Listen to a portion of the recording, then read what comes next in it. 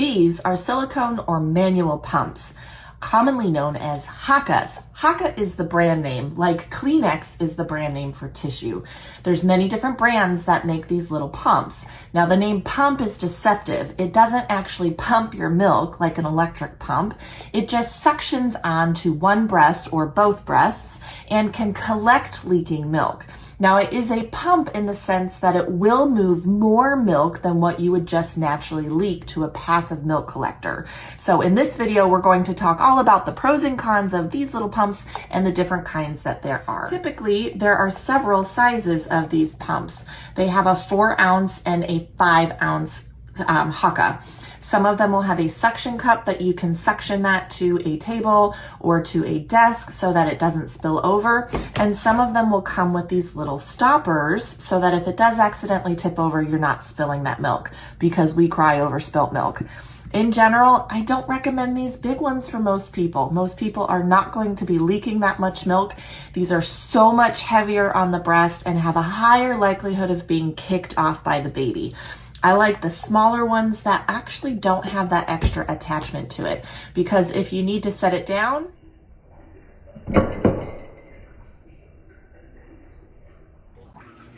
you can pop it just in a mug or a cup to keep it from spilling over. So really the suction cups and the larger ones really aren't needed. Now there are a couple different ways that you can actually apply these silicone or Haakaa pumps. The first way will give you the most suction. So you'll flip back the collar of that Haakaa, you'll put it onto the breast, and you can squeeze it. The harder you squeeze, the more suction you'll have. So you'll squeeze it, flip the collar, squeeze it, put it on your breast, flip the collar up, and then let go. That will stay on really nice and tight. If it's too tight, you can just do a little gentle burp to release some of the pressure. If you want it stronger, give it a good squeeze and let it go back on. That will actually squeeze it much tighter to the breast. So that's way number one that you can place it.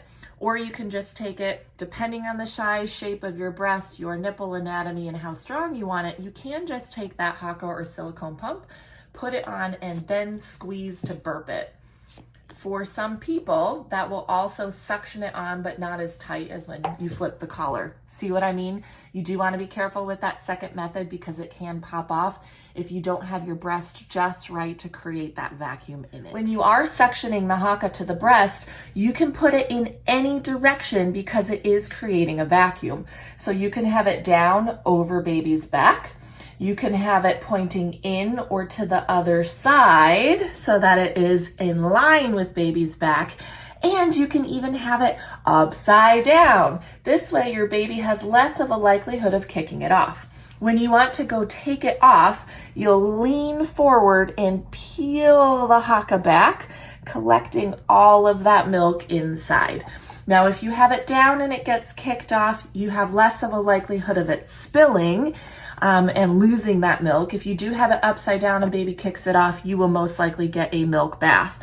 So do be cautious, but a lot of families like having it up so that baby, especially a smaller baby, can stay out of the way. Now let's have an honest discussion about how to use that Haakaa. Most people will latch baby to the first side and pop that Haakaa on the second side to collect leaking milk. Your first letdown is the fastest and has the most milk. So when people are using a milk collector, there is a big satisfaction of seeing lots of milk in that collection cup. This has several problems. If you make just enough milk for your baby and your baby is feeding on the first side while this is on the first side, you have now fed the Haakaa instead of feeding the baby. So sometimes you can be moving the milk that the baby actually needs to grow and be feeding the freezer or the fridge instead of immediately feeding the baby.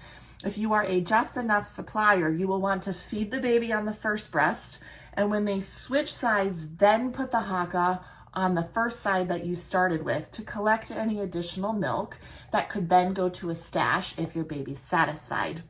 The other issue that this can cause is because it is a pump, it will move more milk than what you would just naturally leak. If you are using this a lot, you can actually create quite an oversupply. So if you start to notice that your letdown is very quick, if you are starting to have your baby come off coughing and choking from the breast, and you're using this more than once or twice a day, know that most likely you have pumped yourself into an oversupply. So if you're stashing a lot of this milk, it can contribute to those issues with the baby. So you'd want to back off on using this because it can perpetuate an oversupply, which isn't always a problem for every person. It would only be an issue if the baby is then struggling with the flow of your milk back at the breast.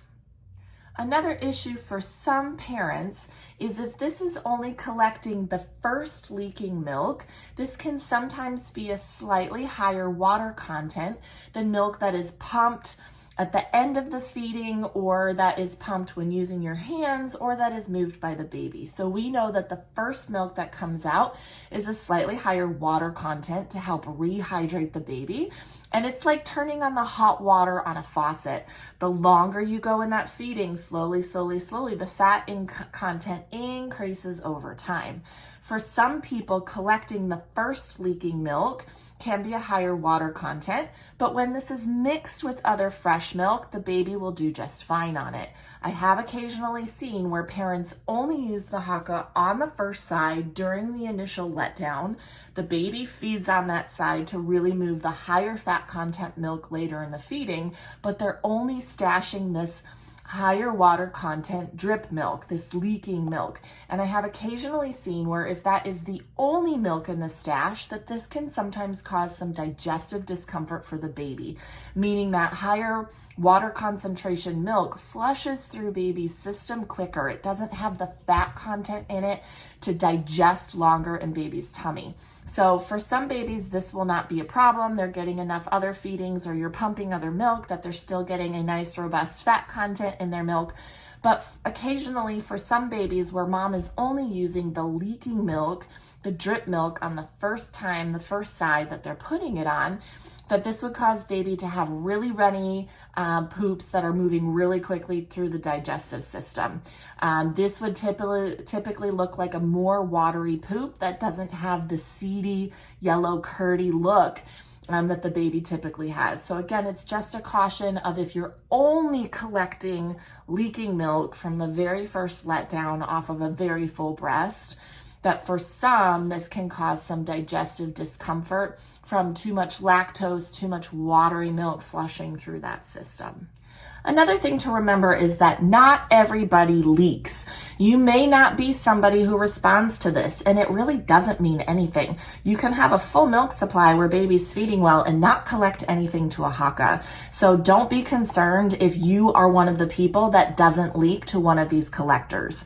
Also know that your milk supply is supposed to regulate with time. So the first 3 months, your body is making more milk than your baby needs. Your baby will only drink about 65 to 80% of what's in the breast, leaving milk behind for cluster feeding and growth spurts.